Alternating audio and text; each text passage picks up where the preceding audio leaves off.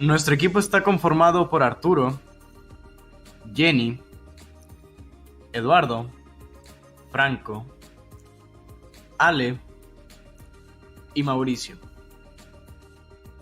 El reto consiste en que en el año 2014 se contaminó el río San Juan debido a un derrame ocasionado por hidrocarburos y justamente administrado por Pemex. Por ello se ve dañado el ecosistema y ante la evaluación estamos realizando estudios para entender las sustancias químicas involucradas y su gran impacto. Los elementos que componen los hidrocarburos son hidrógeno y carbono. Hidrógeno tiene un electrón de valencia y una electronegatividad de 2.1. Carbono tiene 4 electrones de valencia y una electronegatividad de 2.5. La diferencia de electronegatividad es de 0.4, por lo que hace los tipos de enlaces en los hidrocarburos no polares. El agua está compuesta de 2 hidrógenos y un oxígeno. La electronegatividad de hidrógeno es de 2.1. Oxígeno tiene 6 electrones de valencia y una electronegatividad de 3.5, por lo cual la diferencia de electronegatividad es de 1.4. Eso significa que los tipos de enlaces en agua son polares. El agua tiene diferentes fuerzas moleculares, fuerzas de dispersión, interacciones dipolo-dipolo y puentes de hidrógeno. El agua tiene puntos de fusión, ebullición, calores de fusión, vaporización y tensión superficial más elevados que otras sustancias que son químicamente afines a ella. Estas propiedades físicas comprueban la existencia de grandes fuerzas intermoleculares que mantienen unidas entre sí las moléculas de agua adyacentes gracias a los puentes de hidrógeno presentes en ella. Gracias a la polaridad del agua, sus moléculas se atraen entre sí con gran facilidad. El lado positivo de un átomo de hidrógeno se asocia con el lado negativo de otra, que sería un átomo de oxígeno, formando los puentes de hidrógeno.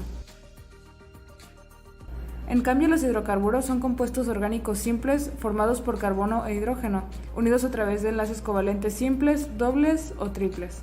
Estos compuestos pueden ser insolubles y menos densos que el agua. Generalmente se utilizan como combustibles y para producir explosivos, especialmente aquellos de menor masa molar. Las fuerzas intermoleculares presentes en los hidrocarburos son las fuerzas de dispersión o dipolo inducido, debido a que son no polares, y por lo tanto sus fuerzas intermoleculares son más débiles que las del agua. El agua y el petróleo tienen diferentes propiedades tanto como químicas y físicas. Primero hablaremos de las propiedades físicas de cada uno. El petróleo tiene una densidad de 0.75 a 0.95 kilogramos entre litros, una solubilidad insoluble y el tipo de polaridad es no polar. El olor de petróleo depende mucho de la naturaleza y de la composición del aceite crudo. Normalmente este olor es desagradable. El color varía entre rojo, amarillo y negro, es decir, es más oscuro que el agua. La viscosidad es de más de 1100 Poisson. Su volatilidad depende de los puntos de ebullición en diferentes componentes. Tiene una tensión superficial porque los hidrocarburos se mueven a través de las rocas terrestres. Por último, cuenta con fluorescencia porque hace efecto en los hidrocarburos líquidos y gaseosos a los rayos infrarrojos. Por otro lado, el agua tiene una densidad de 1 kilogramo entre decímetro cúbico. El agua es polar, por lo tanto es soluble. La viscosidad del agua es de 10.020 Poisson cuando está a 20 grados centígrados. La temperatura del agua pues normalmente varía en el ambiente que esté, al igual que la presión. Depende de muchas cosas.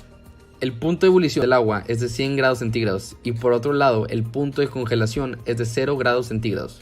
No tiene olor ni sabor, pero sí tiene un color interesante, transparente. Las propiedades químicas del petróleo no son tantas, pero tiene una muy importante y es la flamabilidad.